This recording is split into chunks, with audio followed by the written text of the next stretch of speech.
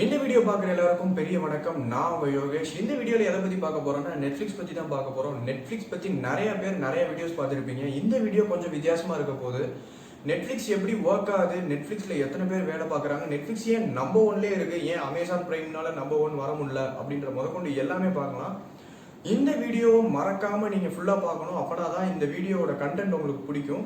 அதே மாதிரி நீங்க இந்த சேனலுக்கு புதுசுனா சப்ஸ்கிரைப் பண்ணிட்டு இந்த சேனலை பாருங்க. அப்பனா தான் எங்களுக்கு ஒரு மோட்டிவேஷன் கிடைக்கும். வாங்க வீடியோக்குள்ள போலாம்.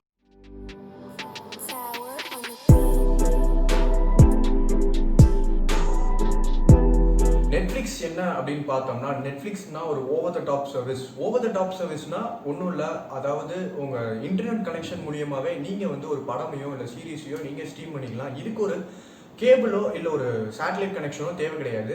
ஏன் நெட்ஃப்ளிக்ஸ் நம்பர் ஒன்ல இருக்காங்க அப்படின்றது ஒரு சீக்ரெட் வந்து இந்த வீடியோ கடைசியில் சொல்கிறேன்.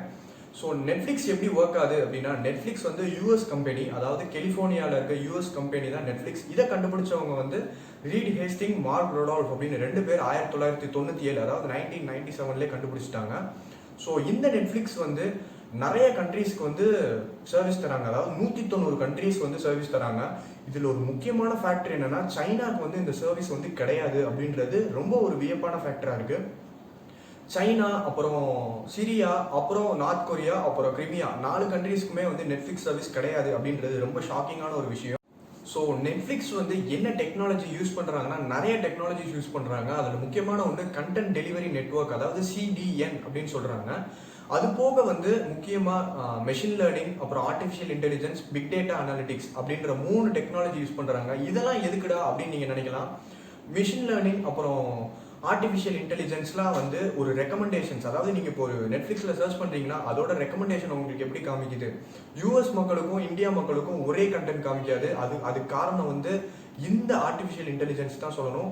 அதே மாதிரி நீங்கள் சர்ச் பண்ணுற ஒவ்வொரு விஷயமே பிக் டேட்டா அனாலிட்டிக்ஸ் அப்படின்னு சொல்லுவாங்க. அந்த பிக் டேட்டா அனாலிட்டிக்ஸ் வந்து உங்கள் சர்ச் ஹிஸ்ட்ரி, நீங்கள் என்னென்ன ப்ரௌஸ் பண்ணுறீங்கன்றதெல்லாம் சேவ் பண்ணி தான் அதை வந்து ஒரு மெஷின் லேர்னிங் பண்ணி அதுக்கடுத்து உங்களுக்கு வந்து உங்களோட ரெக்கமெண்டேஷனாவோ இல்லை வந்து ஒரு சஜஷனாவோ காமிக்கிறாங்க. இதுதான் மெயினான ஒரு நெட்ஃப்ளிக்ஸ் ஒர்க்கிங்கானது.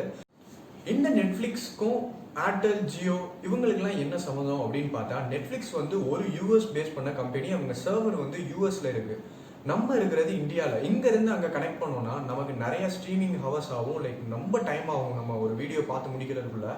இவங்க தெளிவாக என்ன பண்ணுறாங்கன்னா, இவங்க வந்து இந்தியாவில் அங்கங்கே சர்வர்ஸ் வைக்கிறாங்க. இந்தியாவில் மட்டும் இல்லை, 190 கண்ட்ரீஸ்லேயும் இவங்க சர்வர்ஸ் இருக்குது. 190 கண்ட்ரீஸில் சர்வர்ஸ் இருந்தாலுமே இப்போ நம்ம இந்தியா ஃபுல்லாக ஒரே டைமில் ஒரு 2 சர்வரை ஆக்சஸ் பண்ணால் அவங்க சர்வர் கிராஷ் ஆகிடும்.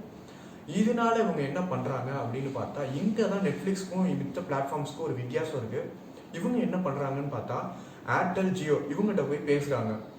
என்ன பேசுகிறாங்க அப்படின்னு பார்த்தா, உங்கள் ISP, அதாவது இன்டர்நெட் சர்வீஸ் ப்ரொவைடர்கிட்ட எங்களுக்கு கொஞ்சம் இடம் கொடுங்க. அதாவது 280 TB இடம் வந்து ஏர்டெல் ஜியோ இவங்க காசில் வந்து ஒரு சர்வர் வந்து டைரெக்டாக நம்ம இங்கே ஃபோன்லேருந்து இவங்க சர்வீஸ்க்கே வந்து போகிற மாதிரி பண்ணியிருக்காங்க. அதாவது என்ன அப்படின்னா, நீங்கள் ஃபோனில் நெட்ஃப்ளிக்ஸ் ஓப்பன் பண்ணீங்க அப்படின்னு பார்த்தா நேராக வந்து உங்கள் இன்டர்நெட் சர்வீஸ் கனெக்டிவிட்டிக்கு போகும். அங்கே போகும்போதே வந்து உங்களுக்கு நெட்ஃப்ளிக்ஸ் சர்வர் இருக்கிறதுனால உங்களுக்கு வந்து ஈஸியாக ஸ்ட்ரீம் பண்ணலாம். இதுதான் உங்களுக்கு யூஸ் பண்ணுற ராஜதந்திரம்னு நான் சொல்லுவேன். ஒரு ISPயோட பவர் என்ன அப்படின்னு நீங்கள் நினைக்கலாம். ஒரு ISPயோட பவர் வந்து 13,000 பேர் ஒரே நேரத்தில் பஃபர் ஆகாமல் ஸ்ட்ரீம் பண்ணலாம், படத்தையோ இல்லை சீரீஸையோ. ஒரு ISPயோட பவர் பயங்கர அதிகம். ஸோ இந்த ISPயை வந்து நெட்ஃப்ளிக்ஸ் வந்து நிறைய இடத்துல வச்சுருக்காங்க இந்தியாவிலே. அதனால தான் நமக்கு வந்து எந்த வித ஒரு பிரச்சனையுமே இல்லாமல் நம்ம ஒரு படத்தையோ இல்லை சீரீஸையோ ஸ்ட்ரீம் பண்ணுறோம். நெட்ஃப்ளிக்ஸ் இன்னொரு விஷயம் பண்ணுறாங்க, அதுதான் அவங்களை இன்னொரு படி மேலே போய் நிற்க செய்யுது. என்ன அப்படின்னு பார்த்தோன்னா, நெட்ஃப்ளிக்ஸ்க்கும் அமேசான் வெப் சர்வீசஸ்க்கும் ஒரு டைப் இருக்குது. அமேசான் ஆல்ரெடி பிரைம் வீடியோ வச்சிருக்கான், நெட்ஃப்ளிக்ஸும் அமேசானும் ஏன் ஒரு டைப் வச்சிருக்கணும் அப்படின்னு நீங்கள் நினைக்கலாம்.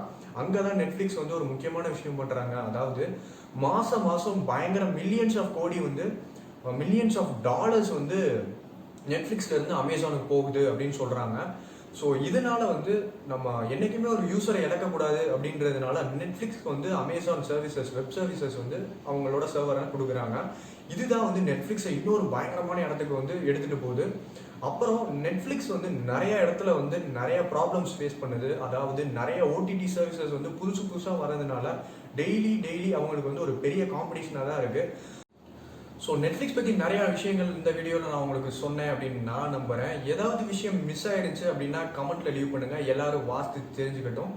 இதே மாதிரி உங்களுக்கு ஏதாவது வீடியோ ஃபர்தராக மேக் பண்ணணும் அப்படின்னு நீங்கள் நினச்சிங்கன்னா அதையும் கமெண்ட்டில் லீவ் பண்ணுங்கள். அதை பற்றின ஒரு வீடியோ, டீட்டெயில்டு வீடியோ நான் மேக் பண்ணுறேன். ஸோ இந்த வீடியோ உங்களுக்கு பிடிச்சிருந்துச்சுன்னா லைக் பண்ணுங்கள், ஷேர் பண்ணுங்கள். இந்த சேனலுக்கு நீங்கள் புதுசு அப்படின்னா சப்ஸ்கிரைப் பண்ணி ஃபர்தர் வீடியோஸ்லாம் உங்களுக்கு ரீச் ஆகிற மாதிரி பண்ணிக்கோங்க. ஸோ மாற்றம் ஒன்றே மாறாதது, அந்த மாற்றம் நல்லா இருக்கும்னு நான் நம்புகிறேன், எல்லாரும் நம்புவோம்.